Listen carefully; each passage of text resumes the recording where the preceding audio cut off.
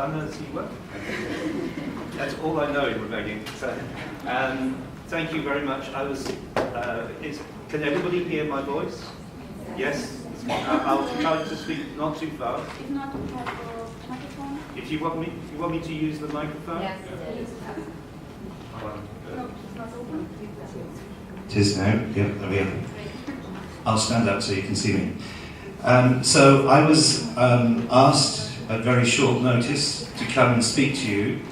I understand very little Romanian, so I really didn't follow the conversation, but I heard things in it, I think, about exchanges between countries and I think how self-regulation and the law work. And that is, I have about almost 25 years of experience of self-regulation. I have been running with the European Advertising Standards Alliance in Brussels, and when we started we had 11 countries in membership. We didn't have any country from Central Eastern Europe because there was a different regime and different circumstances. But very soon I had the request, please come and help us do things. And I'm very proud that Romania is one of those countries that did things and put things in place and made the idea that we had of self-regulation work and working together with the law, because self-regulation is about a complementary relationship between industry's responsibility and the rules it has, and I say industry, the advertising industry. So I don't know who's in the audience, but advertising agencies, advertisers, marketeers, and the media, and the new forms of media, the Googles, the Facebooks. So you all have a responsibility to make these rules work. But of course you work within the general framework of law. And that's where I think is the interesting place to start. And I wanted to, maybe I'll stand over here so you can see it better. This man here came to us 15 years ago. He was working in the European Commission, still is. And he convened a big meeting of people from the advertising industry, non-governmental organisations, consumer bodies, and he basically said, well, I'm in charge of law. He's the man who's in charge of consumer lawmaking. So I think you were talking about comparative advertising. That's partly what he was dealing with. He also deals with unfair commercial practices and the review. And he then went on to work for DG Connect, which deals with the technology side, so the Audiovisual Media Services Directive, so that places you in the legislative landscape. But the interesting thing that he said was, at the end of the discussion, was this is not a debate about do we have one approach or we have another approach. What matters is that people take their responsibility and they make sure that it works, and these two things can live together. So here it says, it's not against hard law, it's how these two work together, and that is what happens in a modern Europe. So we took up that challenge, and I think the next question that came though is, how do people, I think this is the word, trust this? And we went through a discussion. So the first thing that came up really was, what is in place? So the word what. The second issue is, when does it work? So the how, and then the final thing is, does it work? Because at the end of the day, if the industry rules don't work, of course legislation will take over. But I think the biggest challenge, and you will understand when I was coming to here in Romania or Hungary or Poland or the Czech Republic or Slovenia, I went there 19 years ago when they or 20 years ago when they just finished having the 10-day war. It was interesting. It looked like Brussels at the moment with soldiers with guns at that time. But they wanted to set up a system. And what we had to do was persuade the government to make that happen. You had to leave some space. So the legislation, most lawmakers will say they don't have enough resources, enough money to apply the law. So we said, we're doing this, we're doing it well. So if we can do it well, let us have the space, and then we can prove this. So if we look at what is this relationship? We've been working some years to make this triangle here that you'll see on that.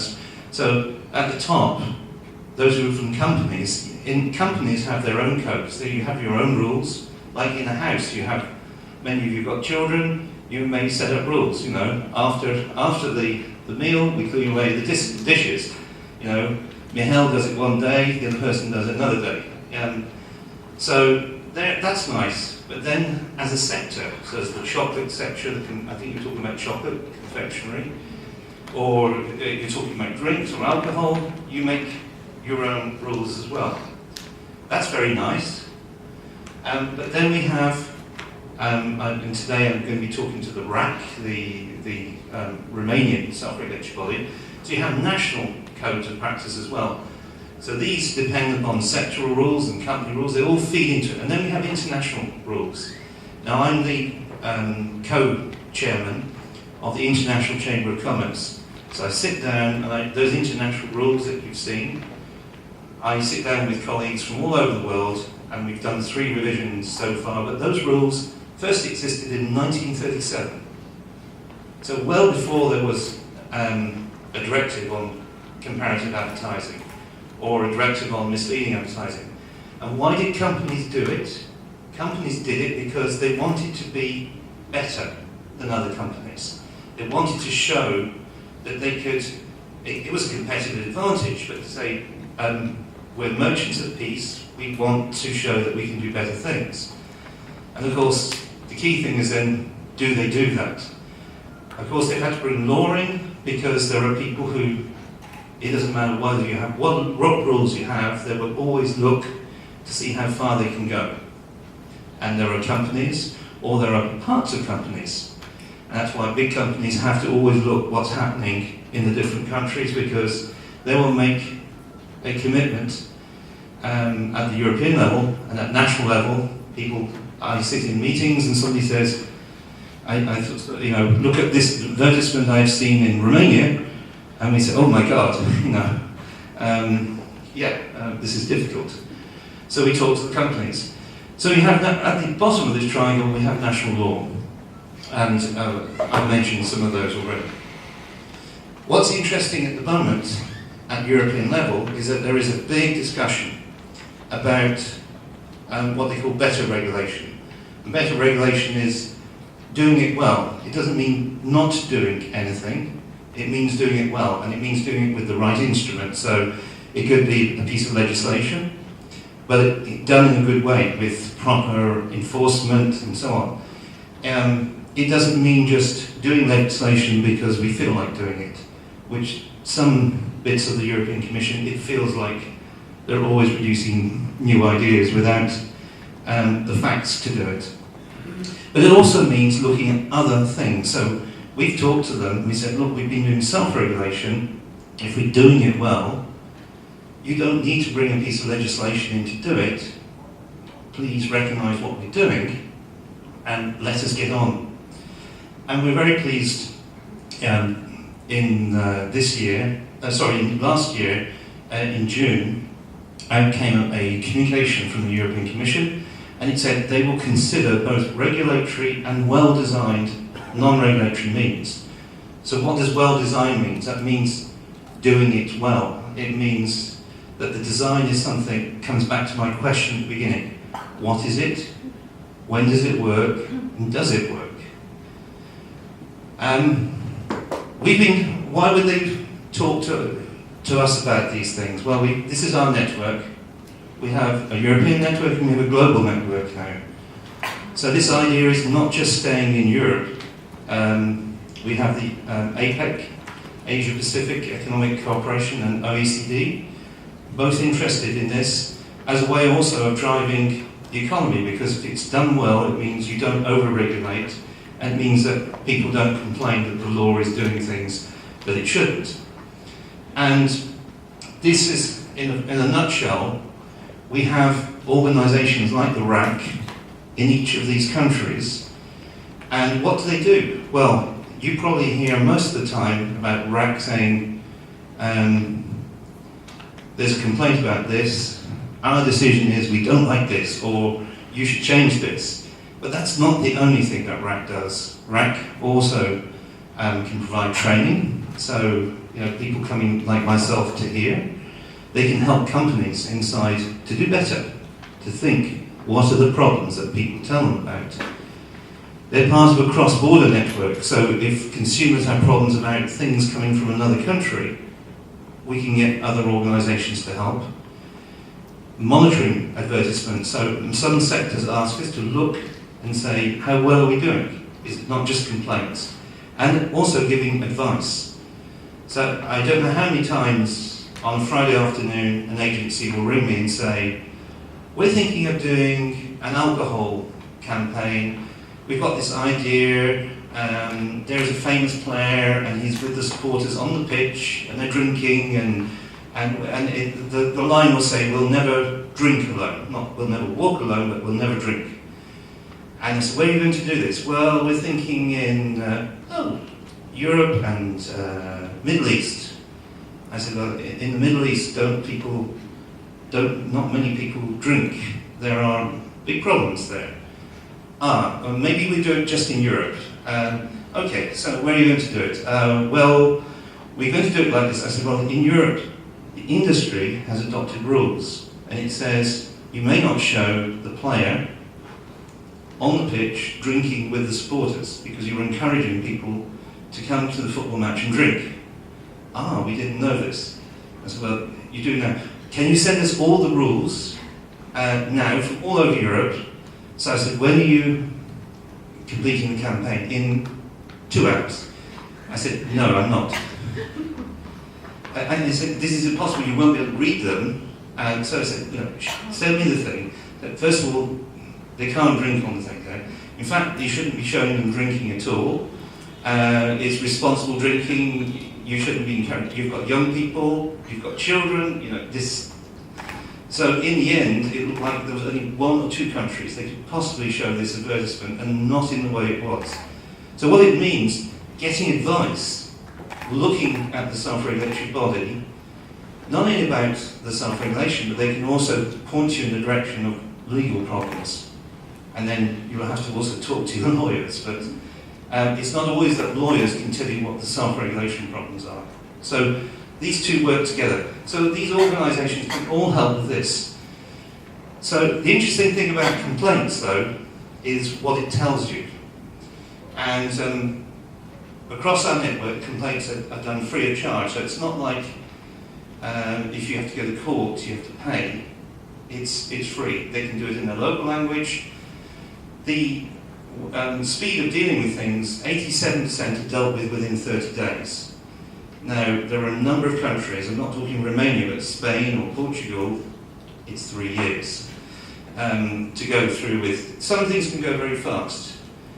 We have an independent jury in these countries made up of both, they have industry people, but they also have non-governmental people. They're people who are experts in their own right. And as I said, the cross-border system.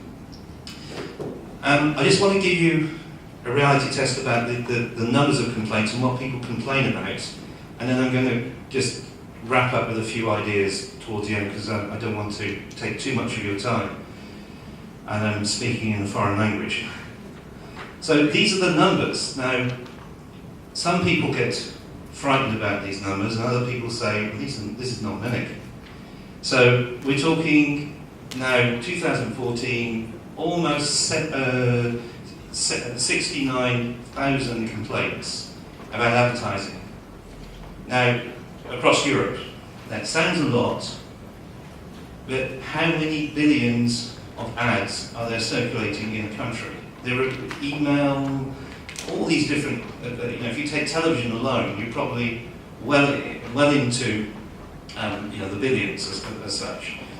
So this is for everything, all marketing communications, posters, outdoor, and I can tell you, if you took the UK and Germany, they would represent almost 85% of those complaints, because the consumers know where to complain. They like to complain. I'm British. I come here and I think, oh, it's great being in Romania. Oh, the sun's not shining, and I'm instantly complaining. So it's a culture, and the thing is, in those countries as well, because we've had democracy for a little longer than you've had it, or you had an interruption, and because people are encouraged to make their complaints, they weren't kind of locked away, or not, it depends what they complain about. If they complain about the Queen, they do get locked away. There is a culture for people to voice their complaint, to phone it, to write it, and everything else. So, in Romania we're talking in much lower numbers. The UK alone is dealing with almost like 30,000 odd complaints. So, in Romania we're talking, 250, 500. It's not a huge number. But it doesn't mean that people don't know the system's there. And having lots of complaints can mean there's lots of problems, or it can mean lots of people like to complain. It's very difficult to know. If you look at what do they complain about, and this is perhaps interesting, I'm not sure, is Mr. Mahal, are you a professor or a lawyer? No, I have a representation agency. Ah, right. So you would, from an agency, you always like to have focus groups and know what do people think. So we have all these debates in government, about children, and about alcohol, and about food, and it's all these problems. Now, what's interesting is when we look at what's the biggest thing people complain about in Europe or nationally, it's misleadingness.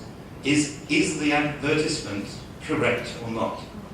So, how many times have we decided to order something and it's not what we think it is? So, misleadingness is this: it's whether it's truthful or not, and that is the biggest number of complaints. The next bit is about whether it's decent, whether it respects the culture, and then after that, whether it's responsible. So is it showing something we wouldn't want our children to do, or our grandmother to see, and things like that. So these political debates, which people get very upset and say, we need more legislation, we need to do more things, in fact, don't really follow what the people actually think. So this is an interesting thing here.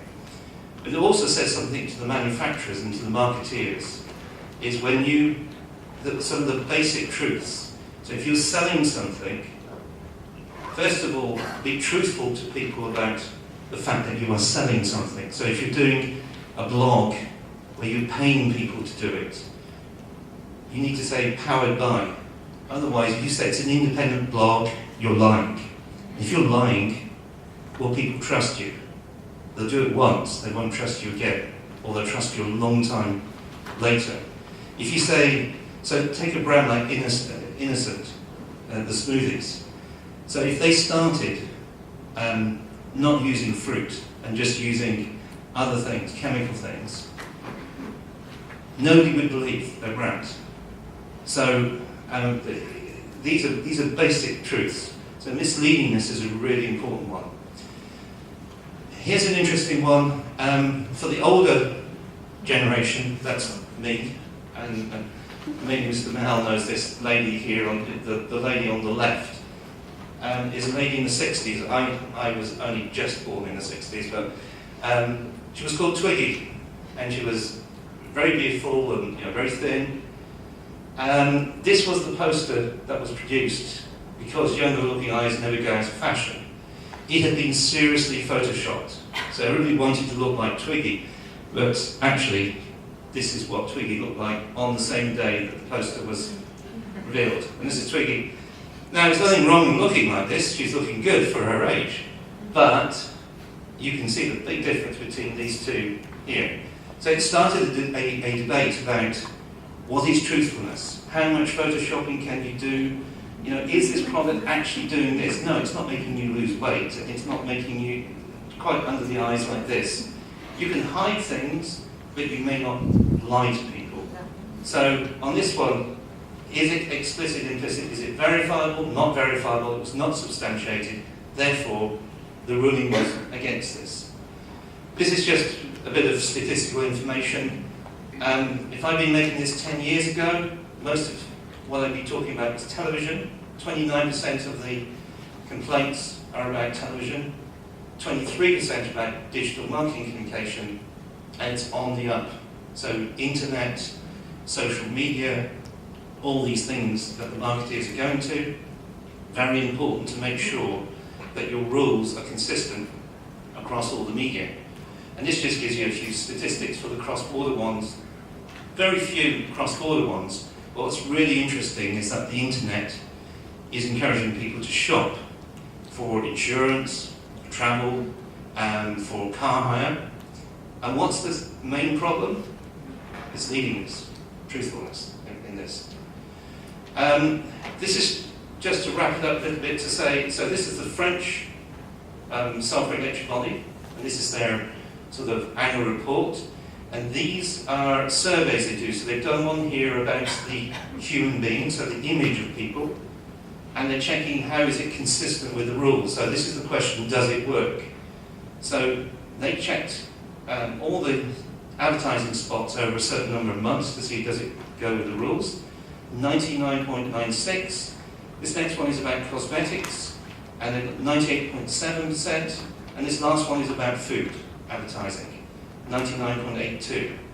Now, if somebody does these things and they come out with 100%, I never believe them. So, because there's always error, always human error.